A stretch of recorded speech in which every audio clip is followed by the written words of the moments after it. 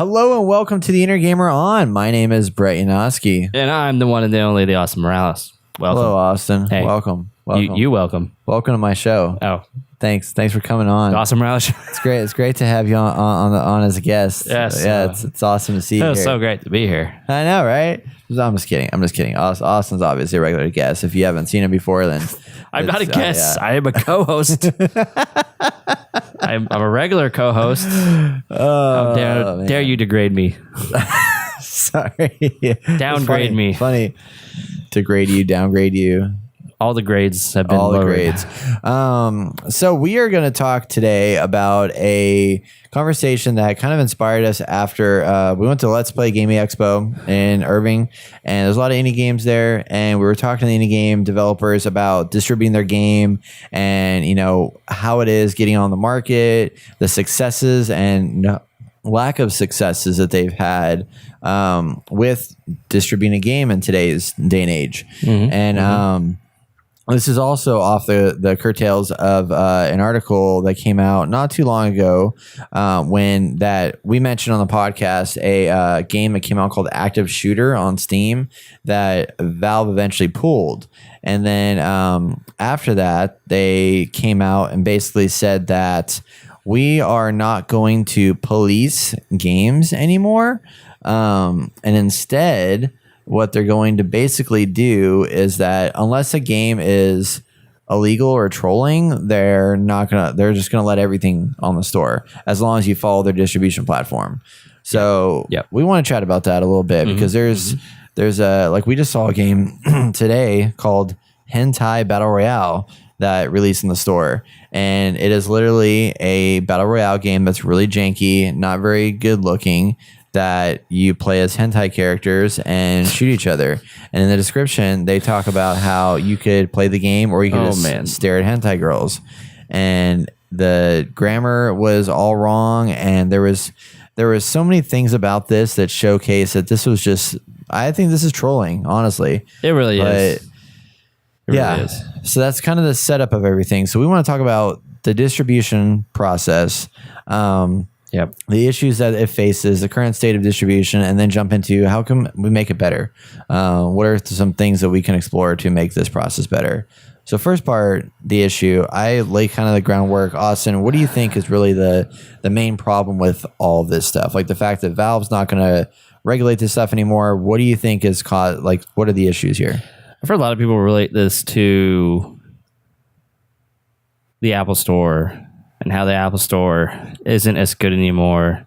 And from what people were telling me, it seemed like it was pretty easy to get in there and have a crappy game, but still, like, you know, people want to make money, so they're going to make a game. And the point of entry was pretty low, at least from what I've been told. And then you were kind of saying that there's more of a point of entry in there, like a harder point of entry to get into the Apple Store. But for some reason, the Apple Store has this like bad karma of being a place where it's like there's a lot of shitty stuff in there. Yeah. And it's hard to find good stuff because of that. And it just seemed like Steam is opening that door for this to happen. Normally, I'm like a free market guy. I'm just like, yeah, let the market decide what people want. I mean, gaming's like the last free bastion of like a true free market where we decide things that change. We can literally change a game in a day just by outcry, you know, like that is amazing. But I guess I want someone to curate my games for me in a way. So as much as I like the free market, I wish Steam would curate more stuff like that. Yeah. Because, yeah, you do have to sit through and dig and find those gems in the rough, which we don't have a lot of time to do that, right? So I think our job. I know now it is our job, you know. But I think that's the problem. Is there's actually a multitude of problems here, and it's hard to narrow it down. But obviously, there is a problem. Yeah, there's bad games. People are trolling. Obviously, people do illegal shit and leasing copyright stuff for their game and making money off of it. And then along with like how does Steam go around this and do something positive for the community, but keeping true to what they believe in? There's money involved. It's just It's really difficult tornado. because I mean, you can build a system in here where when Steam was first developed, like they could have had a system where they really heavily curate all these pieces of content, and that way, whenever like people like log on to a system, like part of your appreciation of it and your reasons for staying with the platform is if you're getting a good value for your, well, in this case, lack of money until you spend something. But ultimately, in order for you to use said platform, you need to make sure you're getting a good value out of it. And originally, Steam's value was that it's the only place you could play Half-Life 2. And then they started adding in the ability to buy games and all this stuff. And at the time, because there wasn't a huge indie market, there wasn't as easy or as accessible to make indie games. There was quality out there because it was hard to make games. And it's still hard to make games. It's hard to make good games. It's hard to make unique games. But it's easier for anybody to just jump in and try it and put something out there. And which is great. It's great, yeah, but that's the problem that has come into play, and True. Apple took the stance early on of like they have a pretty strict review system initially, but ultimately the review system is on, does your game work? Will it destroy phones? And those kinds of things. It's technical stuff, and then like, is it coded badly? Like, is it going to, basically their goal is to make sure that every app that you download from the App Store is not going to drain your battery more than it should. It's not going to crash your phone in weird times or instances. It's just not going to make the Apple experience worse. But beyond that, there's no regulation of what kinds of things get out there. So it could be a super shitty game, but it works good. So that's all it needs to do. And then you pay a fee to get into the platform. With Steam, they have the ability now. They used to have the Greenlight program where it made it harder to get in because you had to have the community vote on what got in and what didn't. Now it's just like you pay $100 and you distribute your game. You set it up to where you have a Steam page and all that stuff. They monitor and review all of that. They test your game to make sure it functions, and then they release it to the store. So there's a very minor review process in how you can get into the system. So it's great because like anybody can get on here and have an attempt to get in there and play a game. But then it also allows the people that they're kind of serious but not super serious about game development, that can put a game on there that ends up being pretty much garbage. Still make money though. And still can make some money somehow. I don't know. Yeah. Somehow that happens. I understand. Yeah. So I think that's the biggest issue, is that Steam is at a point where they're flooded with stuff, and you have to people are going to lose interest in this system because it's flooded. And then so that's Apple's latest solution, was they actually have started curating content. So when you log into the App Store, the first page that you see is for you, or like what's new, and it goes through, and they have editors that actually go through and are curators for good stuff. So like, here's a new game that came out that they really like, and they showcase that and highlight it. And if you get in that program and are like featured as one of those apps, like you're gonna get a bunch of downloads because Apple brought you to the forefront. So like, they've kind of got around that problem, but still the problem exists of like, if you do a search for like puzzle game, like you're gonna get so many things out there that are just absolute trash, and you have to go through each one every time. And there's user reviews and stuff, but still, like, there's still a bunch of shit out there. And it's just like, I wish there's a lot of more, like, I wish there was a standard for Steam and for Apple, which there are standards, but I think they're nothing to like really hold up to the light, Like, I want some higher standards from these people, right? From these companies, because then we'll actually like have some games. Like, I don't know, putting constraints on an artist is actually a pretty positive thing. Meet these requirements, and like, I don't know, whatever restraint is. I don't know. I guess I don't know if you can call it restraint, but I think I would call it restraint. Yeah, constraints. Sorry, yeah, not restraints. Because it makes it where as a designer, like from a designer standpoint, like if I don't have constraints, design's hard. It's still hard, but like putting a constraint on something allows me to be more creative with it. Like if I have no constraints on what I'm doing, I don't know how to even start. So right. That's having that makes it easier to kind of start on a path down towards making this happen. You become focused. Yeah. You either have that drive or you don't. You learn that pretty quickly too. Yeah. I just think we'd have better games if we had that for Steam. Yeah. I think one of the things I like to do. So like, we talked about Steam and we talked about PC and stuff like that. There is another platform out there that y'all may have heard of called itch.io, and it's an indie game platform where it only costs $10 to get on the platform, but it's a heavily curated system. So like they allow indie games on there, and some of them are that great, but they like do curate. Like if they think a game's stupid, they're just not going to put it on the store.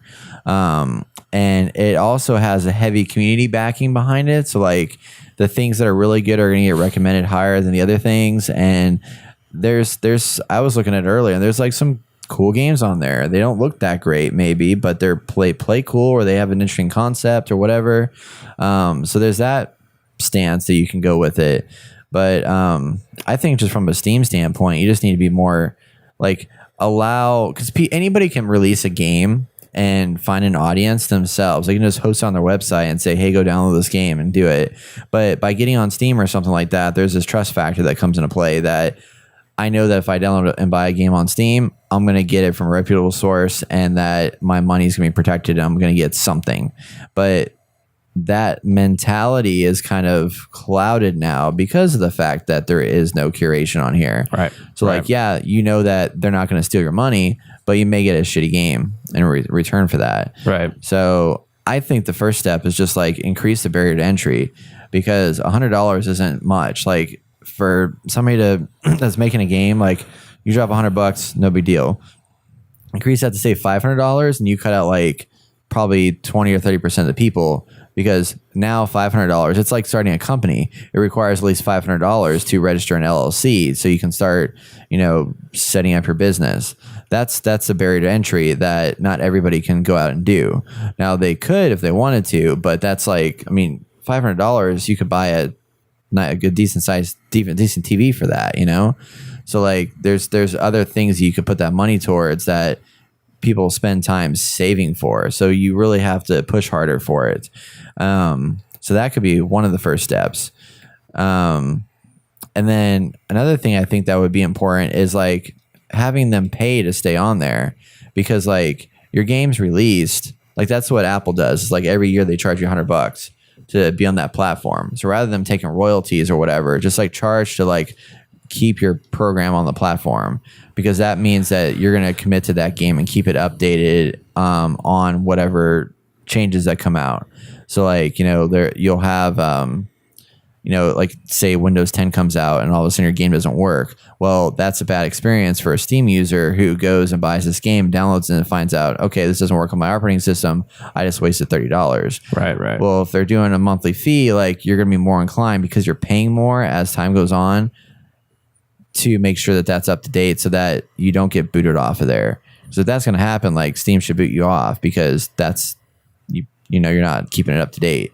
So those are some things I think that would help to boost the, allow for better quality content, better curated content on Steam. Right. Because I agree with them. Like they don't have time to be, like monitoring this themselves. Like they can't dedicate like 20 people to like go through these thousands of games that come out every month.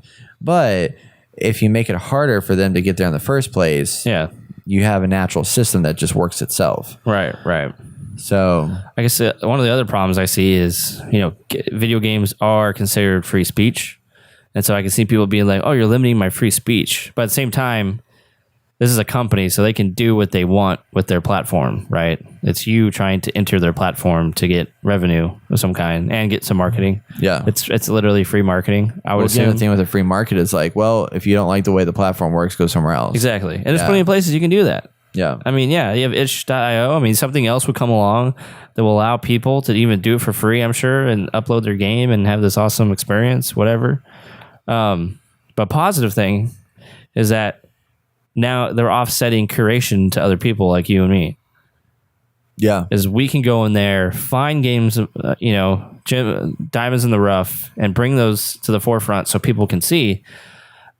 which is a great thing. It's super positive, especially for YouTubers. I mean, that's what YouTube was made for. I feel like for gaming, it's just getting the word out there and having people with some clout to play your game and stuff. In that aspect, I think it really bolsters the community in a heavy positive way. Like, I can't say how good that is. Like, that's really good. Yeah, it does make it hard. I mean, if you don't have like a marketing person on your development team, like you're gonna struggle like in this market. Like, even though you can get your game on there, like if you don't have somebody that markets that game well, or if you don't get somebody that picks it up and finds it and talks about it, like you're not gonna do very good. But again, there's a barrier to entry. There's no barrier to entry, so anybody can put that out there. So the hard part on our end is like, if you do a search for anything, like you're having to suddenly sift through thousands of pieces of content, 80% of those that are probably not very good, and then there's like 20 or 30% that's like really, really quality stuff. So yes, that's awesome, but like it's still the platform itself needs to be able to allow you to discover new things easier. Right. And they've tried to fix that. Like they have the discovery queue that they added too long, like about a year ago or whatever it was, that based on your your likes and previously purchased games and stuff like that, they'll like, update you with like, here's 10 games you might be interested in looking at. So that's kind of nice. Right. 75% of the time, those games are anything I want. Yeah. They're really not. Honestly, most of the games I get are probably recommended from my friends. Yeah. Like, was it They Are Billions, which is like not StarCraft. It's more of like a tower defense game, I guess, where you're like in a city and you have to defend the city from zombies coming out after you. But one of our guys, Luis, he's the one who recommended me to that, and I really want to get it. It's an early access. It looks great, but honestly, I think I saw that before. I just never thought of getting it. Yeah. Until someone was like, "Oh yeah, this is a game you should look at." I'm like, "Okay, now I will look at it." Well, it's look like Hollow Knight. It's another game. Like you want to probably pick that up if it hadn't been for other people saying like how awesome it was. Exactly. Or like curators and stuff like Celeste, same thing. Like had I not like heard about it and stuff like that, and I told people like, "Hey, check this out. Like that's a great game," but that game would not have had its attention that it got had it not been for people playing it that have an audience that they can share it with. Right. And I'm curious how Nintendo, what their distribution system is, because I'm sure they have higher standards. Yeah, Nintendo and Xbox and everybody has a higher standard of distribution for sure. Like I think it costs more. Like so on looking at Nintendo's website, they have their process laid out, basically 6-step process. So you create an account, develop a platform, you prepare for your Nintendo development. So you sign an NDA, you get access to SDKs, developer support, etc. You make your game. They have forums and stuff that'll help you guide through that. You prepare to sell your game, so you can start preparations for release. You sign a publishing agreement, attain an age rating, submit your game for review, submit your PR materials, and then Nintendo has to approve those PR materials and everything so that they can get it on the games page and eShop and everything like that, and then you sell it. So during that process, like it's a simple process from like 1 through 6. But in that, all the little details behind it are really complicated because, like, your publishing agreement, like, you have to agree that there's probably X amount of money you're giving to them. There's probably a buy-in fee to get in there. There's a licensing agreement you got to deal with. And you got to get, like, test stuff for the actual Switch. I'm sure they give you a Switch. Yeah, they don't have one already. Kit and stuff like that. And then also, if you're, like, designing your game for Steam, like, they probably have a different... depending on how you're coding it, like, unless you're using a regular engine, like, you have to then figure out how to port it over there. Right. It's a different platform that's got different, configurations and stuff like that. So like one of the guys we met at Let's Play Gaming Expo, he was saying that he had a custom engine built for his game. So he wants to get his game to the Switch, but that transfer is just, who knows how long that would take. Yeah. What do you have to do? It's not just like, oh, hey, it's Unity. Click this button. It just like ports it over there. Right. Yeah, it's a lot more complicated. So... it is a lot harder. And same with Microsoft. Like with Microsoft, you have to be part of their ID at Xbox program. And to get into that can cost a lot of money to just become a partner. And then you have to get approved. And then that's when they send you the developer kit. So there's a lot of restrictions into that scenario that makes it to where it is more curated stuff. Right. But you also get a lot less numbers in there. Right. So I think there's like a balancing act that needs to happen where it's like pull a little bit of inspiration from like how like there needs to be curation on one side, but I think a lot of that curation can be automated. And then at the same time, it needs to have a low enough barrier to entry that it doesn't cut out everybody. Like paying $5,000 to get your game out there, you're not going to get the Super Meat Boys and the Fez and the freaking Binding of Isaacs and the Shovel Knights and all that stuff won't exist Right. without like a lower barrier to entry. But we got to think about how the industry has changed too. Like when Shovel Knight and Super Meat Boy were coming out, like there weren't too many indie games coming out. Like these are like the very few. Yeah. Like I feel like that is the wave that kind of, or that is the ripple that started the wave that, you know, indie Right. games, or they were part of that ripple, you know, maybe it was somewhere in between somewhat, but having that. So now, since everything's so much more accessible, raising that barrier of entry, I think that's just a natural thing to do at this point when you didn't need that before because no one was making games. Hardly Yeah. anybody. Exactly. And those guys spent like years, day in, Yeah. day out, sweating, like, you know, sweat, blood, and tears to get those games made. Now you don't even have to do that. Yeah. You and your buddy can just learn how to use Unity in like 3 days, and then you can have a game in, you know, 6 weeks. Well, yeah, like one of the people I talked to there, they have a meetup group that gets together and they just do like game jams all the time to make games. Right. And one of the games they have was built in Unity, and he was telling me that the benefit of Unity is that their asset store is so huge, and that there's Boom. an asset store in Unreal Engine as well, but in Unreal Engine you have to pay regularly to maintain that. With Unity, it's free up until you reach, I think you have to be making $200,000 on your game, and then there's a monthly fee that you have to pay. But like, I mean, how often? I mean, like you have to be successful to make $200,000 on your game. So up until that point, Unity's completely free, and all the Yeah. tools, all the assets, all that stuff, like it's easy. I mean, that's so easy to jump into. Right. And that is great because Yeah. we need, like, I want younger people to have easy access into video games, and that makes it super easy. Like a kid can jump into it. Like video game creation is becoming a legitimate job in the marketplace. Like it already is. It's a It is multi-billion-dollar industry. yeah. right. Like that barrier of entry is just phenomenal, and I don't think any of us could imagine that 5 years ago. You know, let alone 10 years ago. What was that game like Dreams back in the day? It was kind of like that. Like you can make games on it, but it wasn't anything to really talk about. I think it was on 360. I could be wrong. Maybe it was on Steam. I'm not sure. I think I know what you're talking about. Right? It was like a Dreams type game. Yeah. Maybe it was a movie thing. I know they had this movie game that you could, like, allow you to make movies. Yeah. I Or played anything. that. Like Great. yeah, I mean, I guess you can argue Gary's Mod was kind of like that. You make your own game on it. right. I think there was something, but I do not remember the name. Yeah. But yeah, I mean, I think it's difficult. I mean, it's a difficult time. Like marketing has to be strong, but it's just there's so much fluff out there, and I like that has to be curated. That's like really the takeaway is Right. that there then you needs have- to be something to limit all the junk. Right. And yeah, With great prosperity comes great junk. Lots of junk. that was like the golden quote right there. I won't say what game this is, but there's someone that we follow, and a game that I really enjoy that I feel like should be more well known or should be well off. This game is not. It's doing okay, but it's not doing well enough for these creators to make a sequel or make a different game. Like they're just like, I guess they're just borderline or just under whatever. And it sucks because there's so much trash out there. I feel like some of that trash rises up, you know, when it shouldn't. And you have some of these other developers who are like super talented and deserve to be at the top and just can't get up there because it's so flooded. Yeah. There's not much they can do about that, you know? Yeah. Well, again, it goes back to like they need somebody that's like a marketing whiz to go. True, to jump that in too, there. yeah. All these game companies, they don't have that. No, Like I was talking with Mark from House Pixel Games, and they just brought out Moan and Throne, and he said like that's the biggest crutch that we had. Like the missing component is like having a marketing person that's just like can really push this out there really well. Because like most game developers, like they're developers, they're going to be left brain.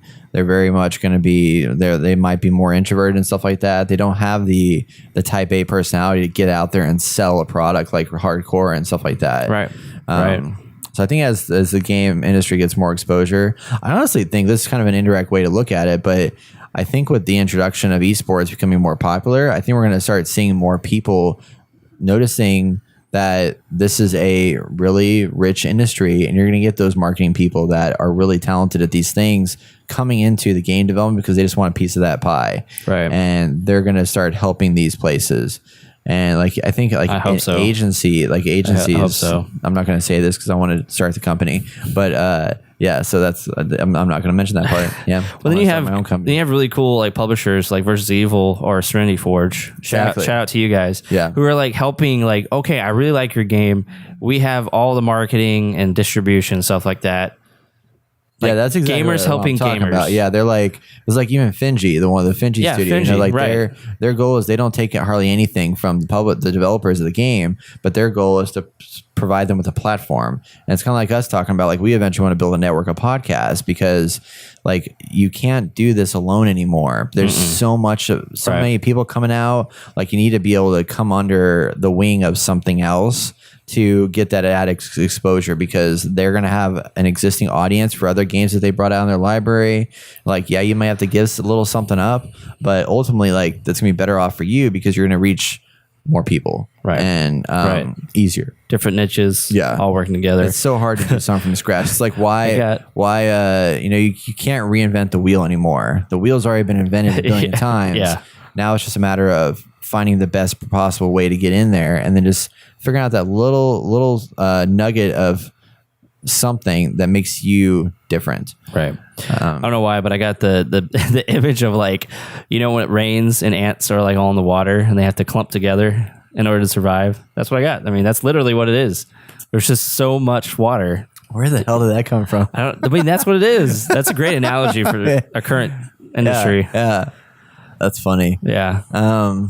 Cool. So That's good, man. I don't know. I think that's all we got there. So if there's any, my question to everybody, leave in the comments, send us an email, hello@dnrgamer.net. One of the things is, do you have any suggestions other than what we propose here that would make publishing indie games better? Like how can we prevent the flood that's happening in the indie market? What are some things that people could look at? Like, you know, they can pull from other industries that would be good examples to apply to this to make games, one, the quality better overall, and two, allow these smaller teams that have great games but just aren't getting seen get seen better.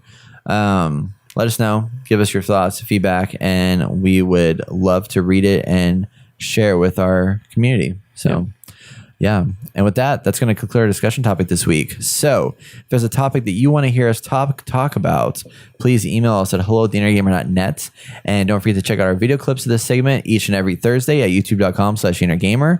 Also, if you donate $3 or more a month, you can go to patreon.com/dnrgamer, give us some money, and you will get the full video of this discussion each and every week. You also get a thumbs up. You also get a thumbs up. And I get to point at you and say thumbs up. Yeah. Not a thumbs down, but a thumbs up, Yeah. which is awesome. And if you don't, That's what you want. You want you these don't- likes. Facebook made it to where you want these thumbs up. I just point at you. No thumbs up. Yeah. Or you get a Just look frowny at face. Frowny face. Sad face. All right. Anybody Anybody can donate. Thank you all for watching, and we'll see you next time.